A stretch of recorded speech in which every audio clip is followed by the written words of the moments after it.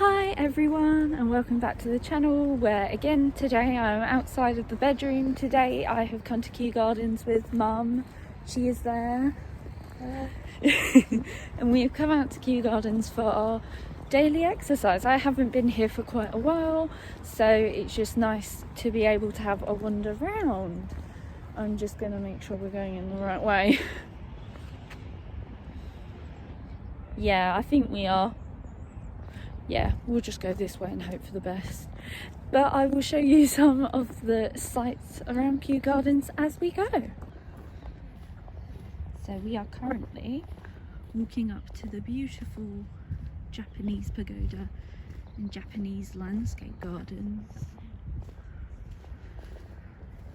I'll go and read it. So, a fun fact about the Japanese Pagoda is for many years it was shut to the public. Obviously it is again now, but when indoor buildings are free to reopen, you can now climb to the top of the pagoda, which for many years you couldn't. So it's a reason to come back. And then over there in the trees, you can't really make it out, but that's a skywalk in the trees, and you can see just some really nice views, but again I don't think that's open today either, so there are many reasons to come back. Here is the lovely temperate house, which normally you can go in and it's really nice and warm because they house loads of exotic plants in there, and it's recently undergone a huge restoration period, but it's huge.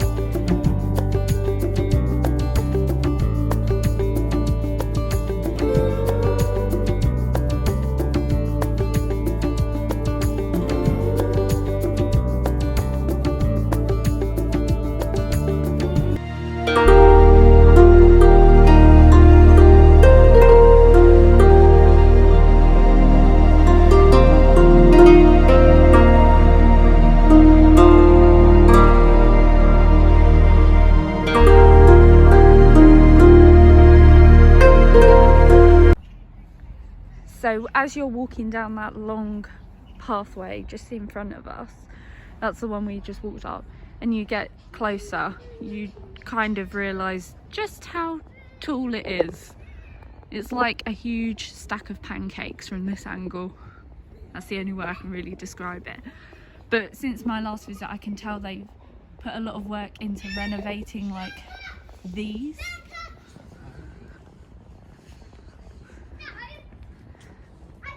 Like the colour and details.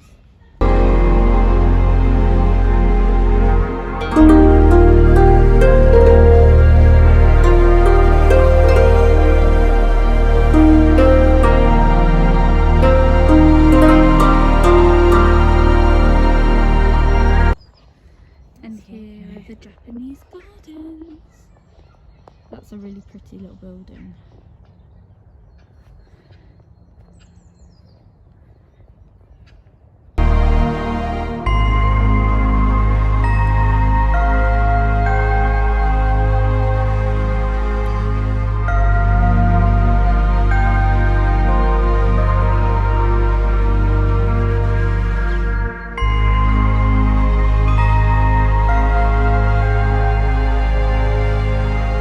And here, off the beaten track, lies Queen Charlotte's Cottage, which is obviously shut for the public at the moment, but I cannot wait until it reopens. You can go for a wander inside this beautiful cottage.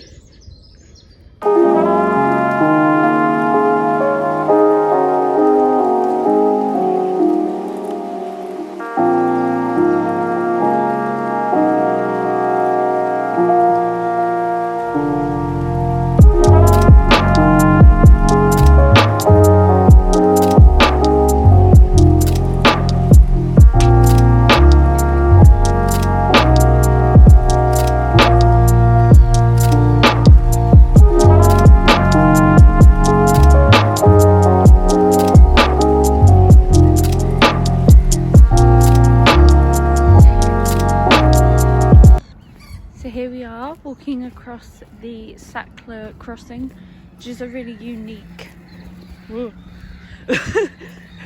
bridge.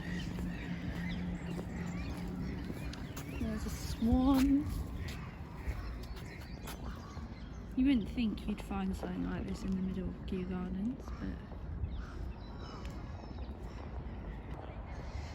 And here we have it, the palace inside the gardens, the most beautiful tiny palace, Kew Palace. So obviously with historic royal palaces, they own this, they own the pagoda, and they own Queen Charlotte's Cottage, all of which, if you are members, it is free to go in. I believe if things are still the same, Queen Charlotte's Cottage and Kew Palace are also included in your admission to Kew Gardens, but the pagoda is a little bit extra, but I will have to look into that. And it's just one of the most amazing buildings, all the detail, all those chimneys, and it was kind of the summer getaway for the royal family, and it's hidden really nicely inside some of the most beautiful gardens in the world.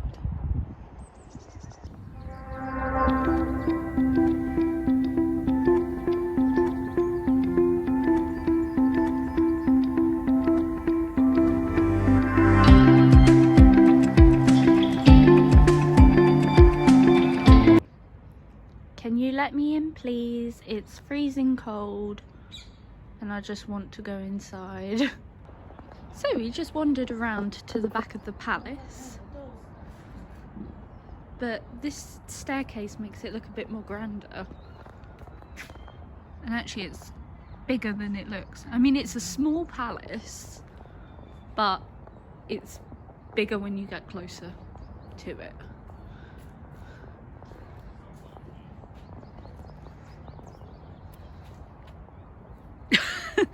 There is Mum trying to avoid being on camera.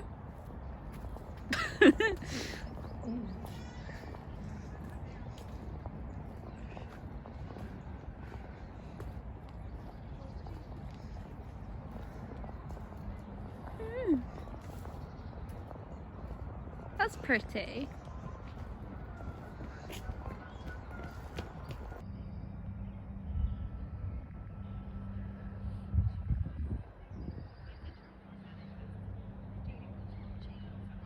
Now, if you don't call that impressive, what is? So, as you can see just behind me, that huge kind of meshy metal thing is called the Hive. We're just going to have a wander up there now. This is going to be the last thing we kind of have a look at today. There are a few other bits and pieces we've kind of missed, but it's really cold and Mum isn't getting any younger. So I just wanted to take this time to say there was a really nice lady who I was having a conversation with about the Hive, because it's been years since I've been here and it wasn't here before, so it's relatively new, and she was just explaining what it's about. And it's a huge structure, pretty tall, on like a small kind of hill, with almost 1,000 LED lights in the shape of a beehive, and it's all linked to the beehives of Kew Gardens. So if a hive is really active, the light will light up. If it's not, the light won't switch on, and I think that's pretty cool that they can monitor that to create a structure like this. Like, mind blown. But anyway, let's take a walk up there and get some footage a little bit closer.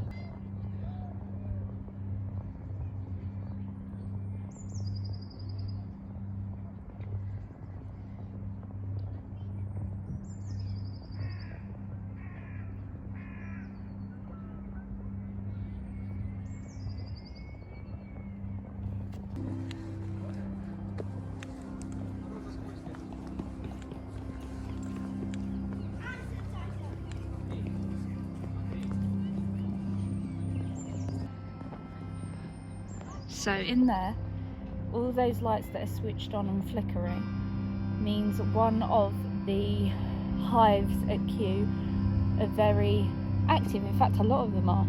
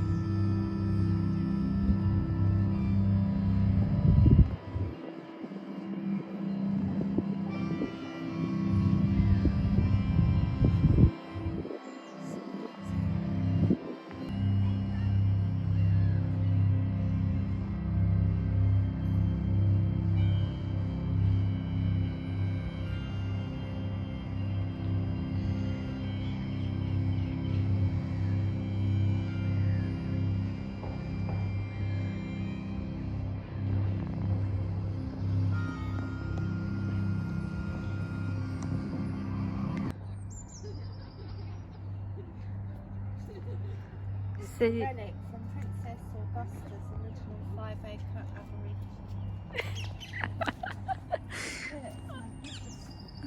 I was trying to get Mum on camera talking about this tree. So this tree was built way back in 1760 and it used to stand 15 meters tall. And this is the lowest branch of the tree and it's the only one that remains. But it somehow survived for that length of time. Pretty impressive.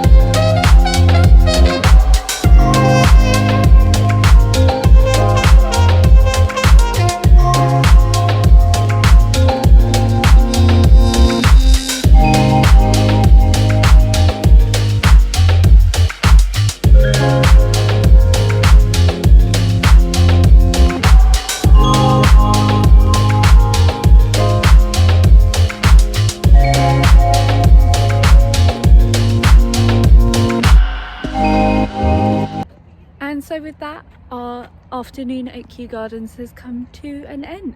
It's been really nice to get back round and see some of the sights.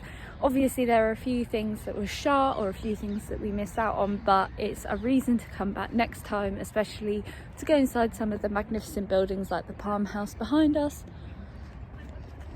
Mum, have you had a nice day? Yeah, it's been lovely again. We're just really cold. Cold, I got colder, yeah. No sun today, but it's No. been really nice. What's been your favourite thing you've seen? Oh, that's put me on the spot. These lovely flowers.